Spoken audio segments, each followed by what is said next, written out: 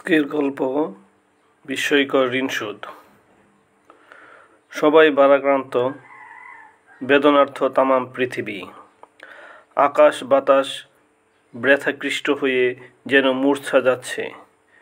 সকলের আখি যুগল হতে টপ টপ করে অশ্রু গড়িয়ে পড়ছে। কাঁদছেন সবাই, কাঁদছেন সাহাবে কেরাম, কাঁদছেন নবী নন্দিনী, কাঁদছেন নবীজির প্রিয়তমা স্ত্রীগণ। নবীজি আজ কয়দিন হতে অসুখের যন্ত্রণায় পড়ে আছেন বিছানায়। সবাই চিন্তিত, দয়ার নবী যদি চলে যান আমাদের মাঝ থেকে, কি হবে উপায় আমাদের। রক্তিম সূর্যটাও যেন রাসূলের বিরহ চিন্তায় ব্যথিত। ধীরে ধীরে বয়ে গেছে পূর্ব দিগন্ত হতে পশ্চিম দিগন্তে। কিছুক্ষণের মাঝেই সন্ধ্যা ঘনিয়ে আসবে। আবছা অন্ধকারে চতুর্দিক ছেয়ে গেছে। সাহাবে কেরাম রাদিয়াল্লাহু আনহুমা নবীজি সাল্লাল্লাহু আলাইহি সাল্লামের জীর্ণ কুঠিরের চারিদিকে বেষ্টন করে বসে আছেন, ভাবছেন নবীজির কথা। রাসূলের সহধর্মিণীগণ নবীজির সেবা করছেন। কেউ বা সুখের অথৈ সাগরে হাবুডুবু খেয়ে কাঁদছেন।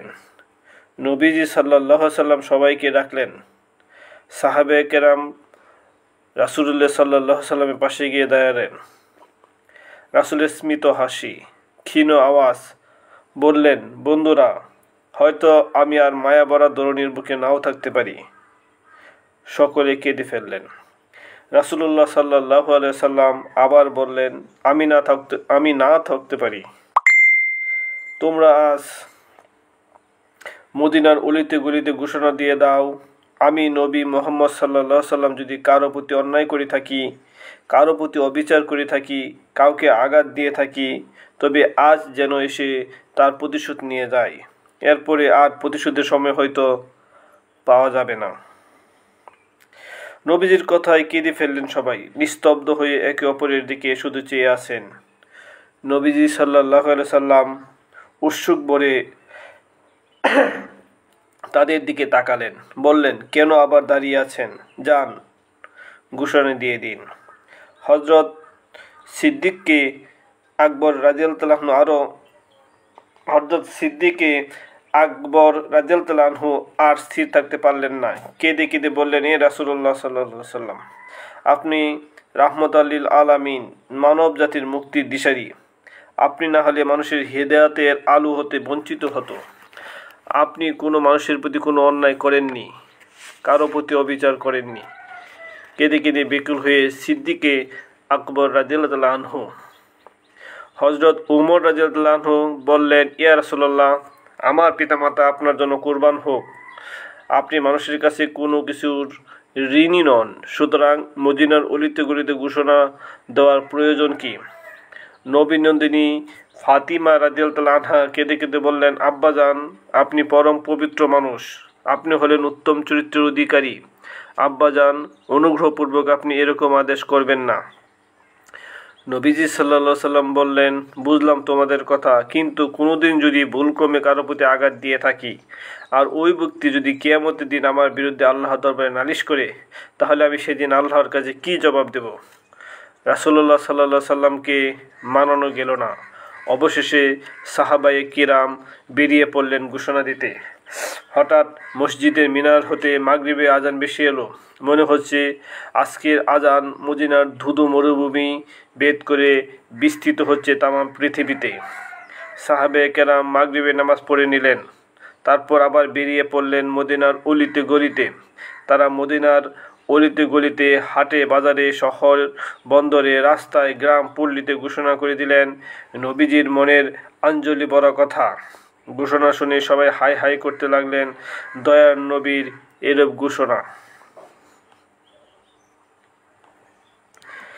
সবাই সাহাবে কেরামকে শুনিয়ে দিলেন, না, দয়ার নবী আমাদের উপর কোনো অন্যায় করেননি, কোনো অবিচার করেননি। সাহাবিগণ ফিরে এলেন নবীজি সাল্লাল্লাহু আলাইহি সাল্লামের কাছে, বললেন, ইয়া রাসূলুল্লাহ, তামাম মদিনাতে ঘোষণা শুনিয়ে দিয়েছি, কিন্তু কেউ বলল না আপনি মানুষের কাছে কোনো অন্যায় করেছেন। সন্ধ্যার পর অন্ধকার হলো তামাম মদিনা, শীতল তামাম পৃথিবী। পশু পাখি আল্লাহর তাসবিহ পাঠে রত, নিস্তব্ধ চতুর্দিক, ক্ষণে ক্ষণে মরুভূমির উষ্ণ বাতাসে দুলছে খেজুরের পাতাগুলো। বিশিষ্ট কয়জন সাহাবী রাসূলের অন্তিম শয্যার পাশে বসে আছেন। ইতিমধ্যে অকস্মাৎ আক্কাস নামক এক ব্যক্তি রাসূলের দরবারে আসলেন। সুবর্ণ সুযোগ পেয়ে তিনি এসে হাজির হলেন। এসেই বললেন, এ রাসূলুল্লাহ সাল্লাল্লাহু আলাইহি ওয়াসাল্লাম, একদিন আমি রাস্তার ধারে বসা ছিলাম, এমন সময় আপনি আপনার ঘোড়াটাকে চাবুক মারেন, আর ওই চাবুক আপনার ঘোড়ায় না লেগে আমার পিঠে লেগেছে।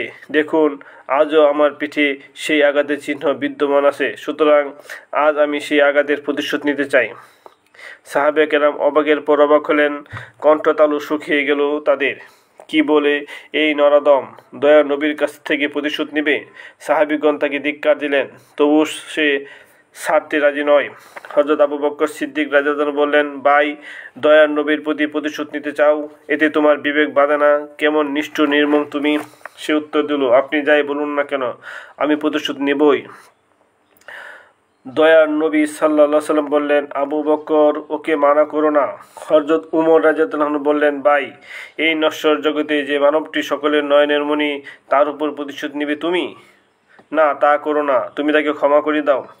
লোকটি বলল, প্রতিশোধ নিয়েই ছাড়ব। হযরত উমর রাদিয়াল্লাহু আনহু বললেন, প্রতিশোধ যদি নিতেই চাও, তাহলে মেহেরবানি করে দয়ার নবীর উপর আঘাত করো না, বরং তার পরিবর্তে যত ইচ্ছা আমাকে মারো। সে বলল, না, আমি নবীজির উপরই প্রতিশোধ নেব। লোকটির নিষ্ঠুরতা দেখে সাহাবে কেরাম অবাক হলেন। রাসূলুল্লাহ সাল্লাল্লাহু আলাইহি ওয়াসাল্লাম বললেন, ওকে আমার কাছে আসতে দাও। আক্কাস রাদিয়াল্লাহু আনহু রাসূলুল্লাহ সাল্লাল্লাহু আলাইহি ওয়াসাল্লাম কাছে গেলেন। দয়ার নবী সাল্লাল্লাহু আলাইহি ওয়াসাল্লাম তার শিয়র হতে চাবুকটা বের করে তার হাতে দিয়ে বললেন, এই নাও চাবুক, মারো আমার গায়ে। আক্কাস চাবুক হাতে নিয়ে বললেন, এ রাসূলুল্লাহ, যেদিন আপনি আমার গায়ে আঘাত করেছিলেন তখন আমার গায়ে কোনো কাপড় ছিল না, সুতরাং আমি বদলা নেওয়ার সময় আপনার পিঠ খালি দেখতে চাই। রাসূলুল্লাহ সাল্লাল্লাহু আলাইহি ওয়াসাল্লাম সাহাবীগণকে বললেন, আমাকে ধরে তোলো। সাহাবীগণ রাসূলুল্লাহ সাল্লাল্লাহু আলাইহি ওয়াসাল্লামকে ধরলেন। রাসূলুল্লাহ সাল্লাল্লাহু আলাইহি ওয়াসাল্লাম তাদের শরীরে বর করে উঠে বসলেন। অতঃপর নবীজি সাল্লাল্লাহু আলাইহি ওয়াসাল্লাম সাহাবীগণকে বললেন, আমার পিঠের কাপড়টা সরিয়ে দাও। সাহাবীগণ তাই করলেন। রাসূলুল্লাহ সাল্লাল্লাহু আলাইহি ওয়াসাল্লাম মুস্কি হেসে বললেন, এবার প্রহার করো আক্কাস। আক্কাস তৈরি হলো প্রহার করার জন্য। এরই মাঝে কতজন যে আবেদন জানালো, ভাই, এত নিষ্ঠুরতার পরিচয় দিও না, তোমার কি দয়া মায়া কিছু নেই? কিন্তু কে শুনে কার কথা? আক্কাস তৈরি হলো। চাবুকটা তুলে ধরল রাসূলুল্লাহ সাল্লাল্লাহু আলাইহি ওয়াসাল্লাম পিঠের উপর। এরপর হঠাৎ চাবুকটা ছুঁড়ে ফেলে দিল দূরে এবং লাফ দিয়ে গিয়ে রাসূলুল্লাহ সাল্লাল্লাহু আলাইহি ওয়াসাল্লামের নবুয়তি মোহরের উপর চুমু খেলো। তারপর চিৎকার দিয়ে বলল, আমার মতো ঋণ সুদ কেউ কি কোনোদিন নিতে পেরেছে? দয়ার নবীর মোহরে নবুয়ত দেখার আমার বহুদিনের অভিলাষ আজ পূরণ হলো। আলহামদুলিল্লাহ, আমার আর কোনো দাবি নেই। সুবহানাল্লাহ, কি জ্বলন্ত দৃষ্টান্ত স্থাপন করে গেলেন দয়ার নবী সাল্লাল্লাহু আলাইহি ওয়াসাল্লাম এই নশ্বর পৃথিবীতে।